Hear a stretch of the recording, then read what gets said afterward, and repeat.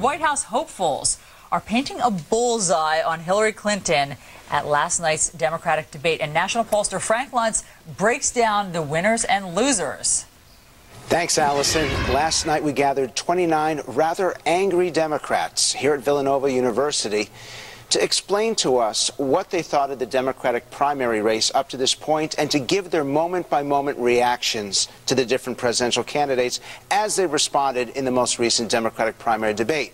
Now, first, let's hear the answer to the question, are you mad as hell and not going to take it anymore? The famous question from Network, our voters absolutely are mad as hell. Let's hear why. I'm sick of seeing the people in Congress on both parties represent their own interests. We pay their salaries, they work for us. If I go to work and represent my own interests and not my clients, I'm fired. Her administration is a criminal administration.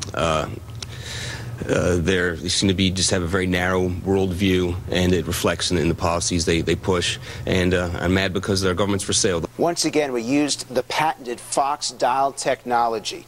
Voters had these small devices about the size of a remote control. They turned it up or down based on whether they wanted to vote for or against the individual. It registers on the screen. The higher the lines go, the more favorable the reaction. But if the lines go down, it means that they don't like what they're hearing. Let's listen to the confrontation between Hillary Clinton and Barack Obama over transparency, openness, and how Hillary Clinton is responding to the issue of whether or not they should open up her emails to her husband that now exist in the National Archives.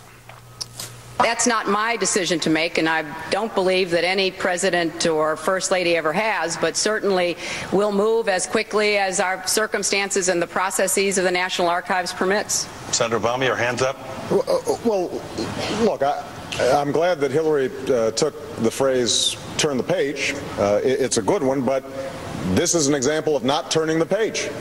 We have just gone through one of the most secretive administrations in our history and not releasing, I think, these records. At the same time, Hillary, as you're making the claim that this is the basis for your experience, I think is a problem. Part of what we have to do is invite the American people back to participate in their government again.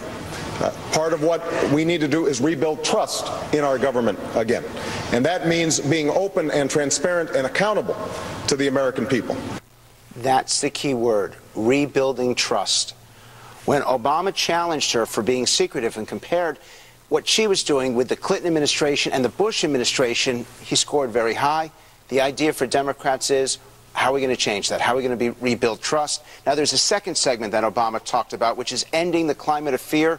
Once again, he scored quite well on the dials. Let's take a look. We have been governed by fear for the last 6 years. And this president has used the fear of terrorism to launch a war that should have never been authorized. We are seeing the same pattern now.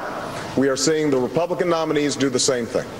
And it is very important for us to draw a clear line and say we are not going to be governed by fear. We will take threats seriously. We will take action to make sure that the United States is secure. As President of the United States, I will do everything in my power to keep us safe.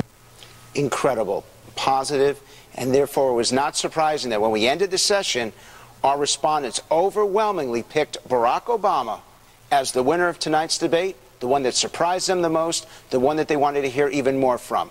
Let's listen to what our panelists had to say. Obama showed himself to be a leader. He was eloquent. He presented his ideas well, and he really surprised me. There's something to be said about grace under pressure. And in the heat of the debates and things going back and forth between candidates, I think Obama did the best job. Clearly, last night was a good night for Barack Obama. Back to you guys.